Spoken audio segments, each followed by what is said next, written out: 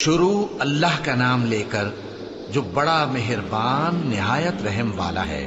میں اس شہر یعنی مکے کی قسم کھاتا ہوں اور تم اے نبی صلی اللہ علیہ وآلہ وسلم اسی شہر میں تو رہتے ہو، اور سب کے باپ یعنی آدم اور اس کی اولاد کی قسم کہ ہم نے انسان کو محنت و مشقت میں رہنے والا بنایا ہے۔ کیا یہ خیال کرتا ہے کہ اس پر کوئی قابو نہ پائے گا؟ کہتا ہے کہ میں نے بہت سا مال برباد کر دیا۔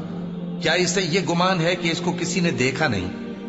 بھلا ہم نے اس کو 2 آنکھیں نہیں دی اور زبان اور 2 ہونٹ نہیں دیے؟ یہ چیزیں بھی دیں اور اس کو خیر و شر کے دونوں رستے بھی دکھا دیے، مگر یہ گھاٹی پر سے ہو کر نہ گزرا۔ اور تم کیا سمجھے کہ گھاٹی کیا ہے؟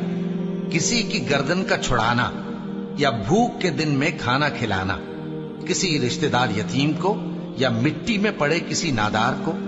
پھر ان لوگوں میں بھی شامل ہوا جو ایمان لائے اور جو صبر کی نصیحت اور ایک دوسرے کو مہربانی کی تلقین کرتے رہے۔ یہی لوگ اچھے نصیب والے ہیں، اور جنہوں نے ہماری آیتوں کو نہ مانا وہی برے نصیب والے ہیں۔ یہ لوگ آگ میں بند کر دیے جائیں گے۔